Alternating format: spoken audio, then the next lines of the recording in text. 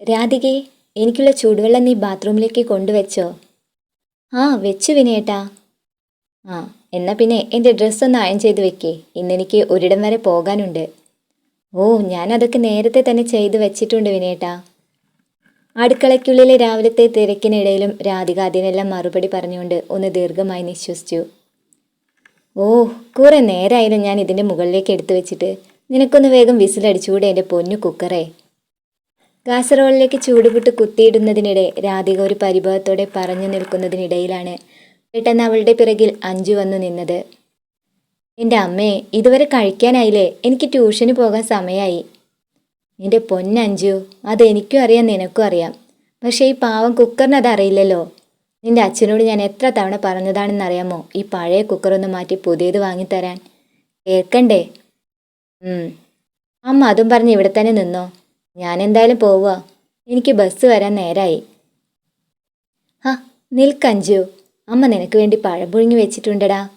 തൽക്കാലം എൻ്റെ മോളിന്ന് അത് കൂട്ടി കഴിക്കേ. എന്നാ പിന്നെ അത് കുറച്ച് നേരത്തെ പറഞ്ഞുകൂടായിരുന്നോ എൻ്റെ അമ്മക്കുട്ടിക്ക്? അമ്മയുടെ കവിളിൽ നുള്ളി വലിച്ചുകൊണ്ട് അവൾ അത് പറയവേ രാധിക അവളെ ഒന്ന് കൂർപ്പിച്ചു നോക്കി. അപ്പോഴേക്കും അവളൊരു പ്ലേറ്റ് എടുത്ത് കഴിക്കാനുള്ള തയ്യാറെടുപ്പുകളൊക്കെ തുടങ്ങിക്കഴിഞ്ഞിരുന്നു. ഇനിയിപ്പോൾ ഇതിനകത്തെ കടല ഞാൻ ഉപ്പേരിയാക്കി എടുത്തോളാം. സ്റ്റവിന് മുകളിൽ ഇരിക്കുന്ന കുക്കറിലേക്ക് നോക്കി ഇടുപ്പിൽ കൈവച്ചുകൊണ്ടവൾ ദയനീയമായൊന്ന് പറഞ്ഞു.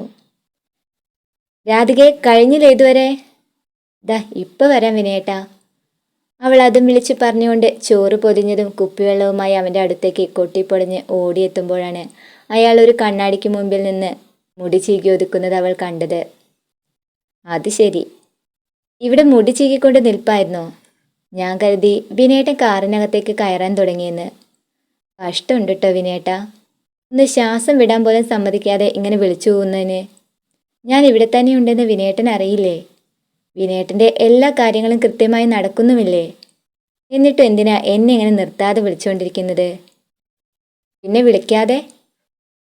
ഇടയ്ക്ക് ഞാൻ വിളിച്ച് ഓർമ്മപ്പെടുത്തുന്നത് കൊണ്ടാ നീ എല്ലാ കാര്യങ്ങളും ഇങ്ങനെ കൃത്യമായി ചെയ്യുന്നത്. അല്ലാതെ ഇതൊന്നും നിന്റെ മാത്രം എടുക്കൊന്നുമല്ല. ഓ, ഞാൻ പറഞ്ഞതങ്ങ് പിൻവലിച്ചിരിക്കണു. അല്ല വിനയേട്ടാ, എവിടേക്കാ ഇങ്ങനെ എല്ലാ ആഴ്ചയിലും ബിസിനസ് ടൂർ എന്നും പറഞ്ഞ് പോകുന്നത്? നിങ്ങളുടെ ഓഫീസിൽ വേറെ ആൾക്കാരൊന്നും ഇല്ലേ? വിനയേട്ടൻ പോയാൽ പിന്നെ 2 ദിവസം കഴിഞ്ഞിട്ടാണല്ലോ വരുന്നത്. ഒന്ന് വിളിച്ചാലാണെങ്കിൽ ഫോണും എടുക്കില്ല. ഇതിന് മാത്രം എന്ത് തിരക്കാ വിനയേട്ടന്? ഇവിടെ ഞങ്ങൾ മാത്രമല്ല ഉള്ളത്. പ്രായമായ ഒരമ്മയുണ്ടെന്നെങ്കിലും ഇടയ്ക്കൊക്കെ ഒന്ന് ഓർത്തിരുന്നാൽ കൊള്ളാം. അമ്മയെ ആണെങ്കിൽ ഹോസ്പിറ്റലിൽ കാണിക്കേണ്ട സമയവുമായി. എപ്പോഴും ഞാൻ ഇതൊക്കെ ഇങ്ങനെ ഓർമ്മിപ്പിക്കണമെന്ന് വെച്ചാൽ വലിയ കഷ്ടമാണ് വിനയേട്ടാ. ഓ, ഇതൊക്കെ എനിക്കും അറിയാവുന്ന കാര്യങ്ങളല്ലേ. ഒരു വഴിക്ക് ഇറങ്ങുമ്പോൾ തന്നെ നീ ഇങ്ങനെ ഓരോന്നും പറഞ്ഞ് മനുഷ്യൻ്റെ മൂഡ് കളയല്ലേ. ഞാൻ പോയിട്ട് വേഗം വരാം. അയാൾ അതും പറഞ്ഞ് ബാഗിലേക്ക് ആ ചോറ് പൊതി എടുത്തിട്ട ശേഷം പുറത്തേക്ക് ഇറങ്ങി കാറിലേക്ക് കയറി. അവളൊന്ന് കൈവീശി കാണിക്കാൻ ഒരുങ്ങിയപ്പോഴേക്കും അയാൾ വേഗം കാർ മുന്നോട്ടെടുത്തു കഴിഞ്ഞിരുന്നു. സാന്ദ്ര, നീ പറഞ്ഞ പൊതിച്ചോറ് ഞാൻ കൊണ്ടുവന്നിട്ടുണ്ട്. വാട്ടിയ വാഴയിലയിൽ നല്ല നാടൻ കുത്തരിച്ചോറ് പൊതിഞ്ഞ് സാമ്പാറും മെഴുക്ക് പുരട്ടിയൊക്കെ കൂട്ടി കഴിക്കണമെന്നല്ലേ നീ ആവശ്യപ്പെട്ടത്? എൻ്റെ ഭാര്യ ഉണ്ടാക്കിയത് കൊണ്ട് പറയല്ല, കാര്യം അവൾക്ക് നല്ല കൈപ്പുണ്യാ.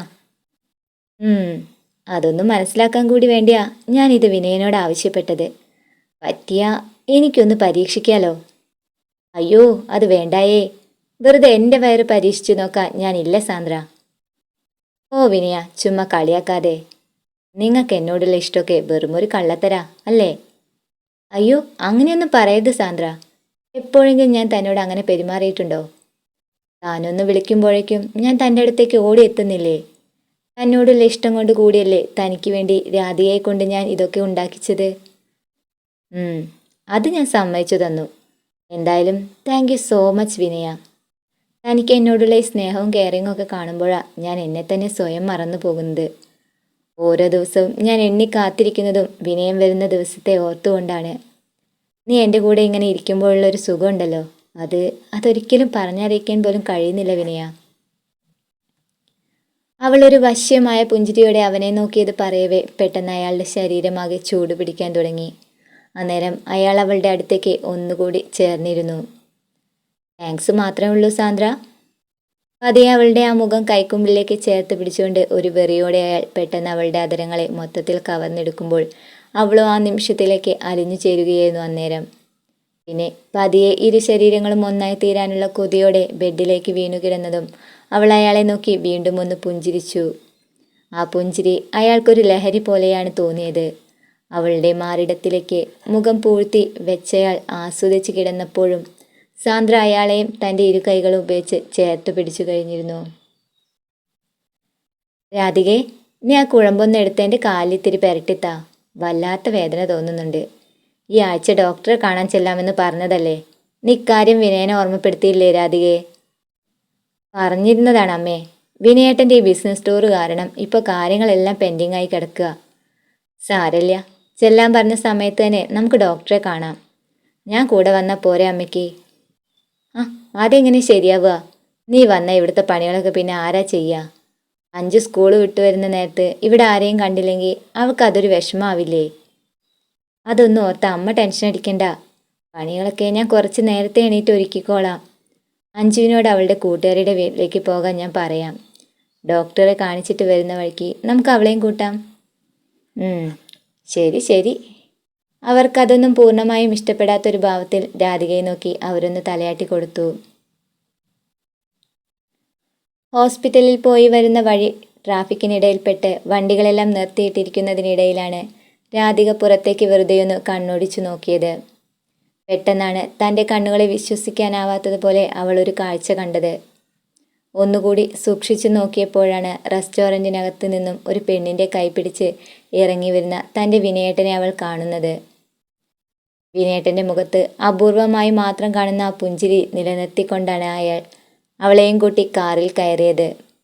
പെട്ടെന്നത് കണ്ട ഷോക്കിൽ രാധികയുടെ ശരീരം ആകെയൊന്ന് വിറച്ചുപോയി.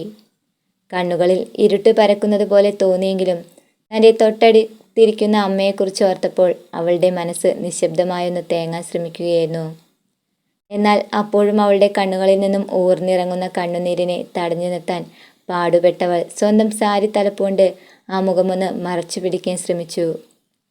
തൻ്റെ കണ്ണകലത്തിലൂടെ അന്നേരം ആ കാർ ഓടിമറിയുമ്പോൾ എത്രയും പെട്ടെന്ന് താനൊന്ന് വീട്ടിലേക്ക് എത്തിക്കിട്ടണേ എന്നവൾ പ്രാർത്ഥിച്ചു പോവുകയായിരുന്നു. ഓട്ടോയിൽ നിന്നും ഇറങ്ങി അയാളെ പറഞ്ഞു വിട്ട ശേഷം അമ്മയെ അവൾ മുറിയിലേക്ക് കൊണ്ടു കിടത്തി.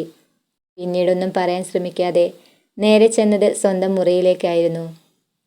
ബാത്റൂമിനകത്തേക്ക് കയറി കതക് കുറ്റിയിട്ട ശേഷം അവൾ അവിടുത്തെ പൈപ്പ് ഓൺ ചെയ്തു വെച്ചുകൊണ്ട് ഉറക്കെ അതിനകത്തിരുന്ന് നെഞ്ചുരുകി കരയാൻ തുടങ്ങി. എന്നാൽ ഒഴുകിപ്പോകുന്ന ആ വെള്ളത്തുള്ളികളുടെ ശബ്ദത്തിൽ ആരും തന്നെ അതൊന്നും കേട്ടിരുന്നതേയില്ല. പതിവ് പോലെ വിനയൻ 2 ദിവസത്തിന് ശേഷം തിരിച്ചു വന്നു. എങ്കിലും പഴയതുപോലെ രാധിക അയാളോട് വല്ലാതെ അടുപ്പമൊന്നും കാണിക്കാൻ ശ്രമിച്ചില്ല. അയാളുടെ ആവശ്യങ്ങൾ ചെയ്തു കൊടുത്തതല്ലാതെ ഒന്നും പറയാൻ ശ്രമിക്കാതെ അവൾ മുഖം തിരിഞ്ഞു നടക്കുന്നത് വിനയനും ശ്രദ്ധിച്ചിരുന്നു.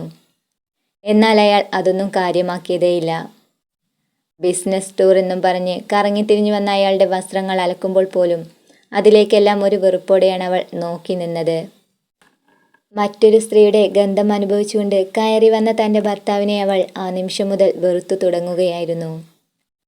രാധികയുടെ പെരുമാറ്റത്തിൽ വീർപ്പുമുട്ടിയിരുന്ന വിനയൻ പതിവിലും നേരത്തെയാണ് അന്ന് സാന്ദ്രയുടെ അടുത്തേക്ക് പോകാൻ ഒരുങ്ങിയത്. എന്നാൽ ഇത്തവണ അയാൾ അറിയാതെ അയാൾക്കൊപ്പം പോകാൻ രാധികയും തീരുമാനമെടുത്തിരുന്നു. സിറ്റ് ഔട്ടിനകത്തെ ചാരുപടിയിൽ അവൾ ഒന്ന് അമർന്നിരിക്കുമ്പോൾ മനസ്സിനകത്ത് ഉരുണ്ടുകൂടിയ കാർമേഘങ്ങൾ ലക്ഷ്യമില്ലാതെയായിരുന്നു പാഞ്ഞോടിയിരുന്നത്. കോളിംഗ് ബെല്ലിൽ അമർത്താതെ ക്ഷമയോടെ കാത്തിരിക്കുന്ന അവളുടെ പിടച്ചിലറിയാതെയാണ് പെട്ടെന്ന് വിനയനും സാന്ദ്രയും വാതിൽ തുറന്ന് പുറത്തേക്കിറങ്ങി വന്നത്. നോക്കിയ പാടെ രാധികയെ മുൻപിൽ കണ്ട ഞെട്ടലോടെ അയാളൊന്ന് വിറച്ചുപോയി. രാധികെ, നീ എന്താ ഇവിടെ? കണ്ണുകൾ വിടർത്തിക്കൊണ്ട് അയാൾ അത് ചോദിക്കവേ അവൾ അവനെ ഒന്ന് പുച്ഛത്തോടെ നോക്കി പുഞ്ചിരിച്ചു. എന്നെ ഇവിടേക്ക് എത്തിച്ചത് വിനയേട്ടനല്ലേ? പിന്നെന്തിനാ ഇങ്ങനെ ഒരു ചോദ്യം? ഇത്രയും നാള് ആ വീടിൻ്റെ അകത്തളത്തിൽ നിങ്ങളോടൊപ്പം ചെലവഴിച്ച എന്നെ ഇങ്ങനൊരു സാഹചര്യത്തിൽ കണ്ടുമുട്ടുമെന്ന് നിങ്ങൾ ഒരിക്കലും കരുതിയിരുന്നില്ല അല്ലേ? ഇത്രയും ദിവസം ഞാൻ നിങ്ങളോട് മിണ്ടാതെ നടന്നപ്പോഴും അതിൻ്റെ കാരണം എന്താണെന്നൊന്ന് അന്വേഷിക്കാൻ പോലും നിങ്ങൾക്ക് തോന്നിയില്ലല്ലോ വിനയേട്ടാ. നിങ്ങൾ പുരുഷന്മാരുടെയൊക്കെ ഒരു വിചാരമുണ്ട്. ഞങ്ങൾ ഭാര്യമാരൊക്കെ മുഖം കയറ്റിപ്പിടിച്ച് നടക്കുന്നത് മനസ്സു നിറയെ ദേഷ്യം നിറച്ചുകൊണ്ടാണിന്ന്. ഉള്ളിൽ പുകഞ്ഞുകൊണ്ടിരിക്കുന്ന വീർപ്പുമുട്ടലും സങ്കടങ്ങളുമൊക്കെ ആരെയും അറിയിക്കാതിരിക്കാൻ ശ്രമിക്കുന്നതുകൊണ്ടാണ് ഞങ്ങൾ ഇങ്ങനെയൊക്കെ ആയിത്തീരുന്നത്. 12 വർഷം നിങ്ങളുടെ കൂടെ കഴിഞ്ഞിട്ടും എന്നെ മനസ്സിലാക്കാൻ നിങ്ങൾക്ക് സാധിച്ചില്ല. എന്നാൽ ഈ കുറച്ച് ദിവസത്തിനുള്ളിൽ ഞാൻ നിങ്ങളെ പൂർണ്ണമായും മനസ്സിലാക്കിയിരുന്നു വിനയേട്ടാ. വിവാഹം കഴിഞ്ഞ് നിങ്ങളുടെ കൈയും പിടിച്ച് ആ വീട്ടിലേക്ക് കയറി വരുമ്പോൾ മനസ്സിലൊന്നേ ഞാൻ ആഗ്രഹിച്ചിരുന്നുള്ളൂ. ജീവിതാവസാനം വരെ ഈ താലിബന്ധം പവിത്രമായി നിലനിർത്തി തരണേ എന്ന്. ആ വിശ്വാസത്തിലാണ് ഞാൻ ഇത്രയും നാള് നിങ്ങൾക്കൊപ്പം കഴിഞ്ഞിരുന്നത്. പക്ഷേ നിങ്ങൾ എന്നെ ചിരിച്ചുകൊണ്ട് വഞ്ചിക്കുകയായിരുന്നുവെന്ന് ഞാൻ മനസ്സിലാക്കാൻ ഒരല്പം വൈകിപ്പോയി. കുറച്ചു ദിവസം എൻ്റെ നിശബ്ദത നിങ്ങളെ വീർപ്പ് മുട്ടിച്ചപ്പോഴേക്കും നിങ്ങൾ ഇവളെ തേടി വീണ്ടും ഇവിടേക്ക് വന്നില്ലേ? എന്നാൽ ഇത്രയും കാലം നിങ്ങളുടെ അവഗണനയും കുറ്റപ്പെടുത്തലുകളൊക്കെ സഹിച്ചുകൊണ്ട് നിങ്ങളുടെ ഇഷ്ടങ്ങൾക്ക് വേണ്ടി മാത്രം ജീവിച്ച് സ്വന്തം ഇഷ്ടങ്ങൾ എന്താണെന്ന് പോലും മറന്ന് ജീവിതം കഴിച്ചുകൂട്ടിയ എന്നെപ്പോലുള്ളവരൊക്കെ എവിടേക്ക് ഇറങ്ങിപ്പോണെന്നുകൂടി നിങ്ങളൊന്ന് പറഞ്ഞു താ വിനയേട്ടാ. പറഞ്ഞു തരാൻ. അയാളുടെ കോളറിൽ മുറുക്കെ പിടിച്ചു വലിച്ചുകൊണ്ട് സമനില തെറ്റിയവളെ പോലെ അവൾ ഉറക്കെ പൊട്ടിക്കരഞ്ഞു പോയപ്പോൾ അവളെ സമാധാനിപ്പിക്കാനും തൻ്റെ ഭാഗം ന്യായീകരിക്കാനും ശ്രമം നടത്തുകയായിരുന്നു അയാൾ. രാധികെ, നീ എന്നോട് ക്ഷമിക്കണം. അറിയാതെ ഒരു തെറ്റ് സംഭവിച്ചു പോയതാ എനിക്ക്. ഇനി ഒരിക്കൽ പോലും ഇങ്ങനെയൊന്നും ഉണ്ടാവില്ല. നമ്മുടെ അഞ്ചുമോളെ ഓർത്തെങ്കിലും നീ ഇതൊക്കെയൊന്ന് മറക്കാൻ ശ്രമിക്കണം പ്ലീസ്. നമ്മുടെ അഞ്ചുമോള്. അങ്ങനെ ഒരു ചിന്തയുണ്ടായിരുന്നെങ്കിൽ നിങ്ങൾ ഒരിക്കലും ഇങ്ങനെ ഒരു തെറ്റിലേക്ക് ചെല്ലുമായിരുന്നില്ല വിനയേട്ടാ. പിന്നെ നിങ്ങളിപ്പോൾ പറഞ്ഞല്ലോ തെറ്റു പറ്റിയെന്ന്. ഒരു തവണ സംഭവിച്ചു പോകുന്ന അറിവില്ലായ്മയ്ക്കാ തെറ്റെന്ന് പറയാ. ചെയ്യുന്ന തെറ്റ് വീണ്ടും വീണ്ടും ആവർത്തിക്കുന്നത് തെറ്റല്ല വിനയേട്ടാ, അതിന് ചതിയെന്നാ പറയുക. അഭിമാനമുള്ള ഒരു പെണ്ണിനും പൊറുക്കാൻ കഴിയാത്ത നിങ്ങൾ എന്നോട് ചെയ്തത് ഇനിയും നിങ്ങൾക്കൊപ്പം ജീവിക്കാൻ എനിക്കൊരിക്കലും കഴിയില്ല. ഇത്രയും കാലം തോളിലെടുത്തു വെച്ച ഭാരത്തെയെല്ലാം ഇറക്കി വെച്ചുകൊണ്ട് പോവുക ഞാൻ, നിങ്ങൾക്കാർക്കും ഒരു ശല്യത്തിനും വരാതെ. കണ്ണുകൾ അമർത്തി തുടച്ചുകൊണ്ട് അവൾ അവിടെ നിന്നും ഇറങ്ങി നടന്നപ്പോൾ മുന്നിൽ ശൂന്യമായി കിടക്കുന്ന വീതി മാത്രമായിരുന്നു അവൾ അവിടെ കണ്ടിരുന്നത്. എങ്കിലും ആ മനസ്സ് പതറിയിരുന്നില്ല. ആത്മാഭിമാനത്തോടെ അവൾ അവിടേക്ക് നോക്കിയൊന്ന് പുഞ്ചിരിച്ചു. ബന്ധനങ്ങളില്ലാത്ത സ്വാതന്ത്ര്യത്തിൻ്റെ പുഞ്ചിരിയായിരുന്നു അത്.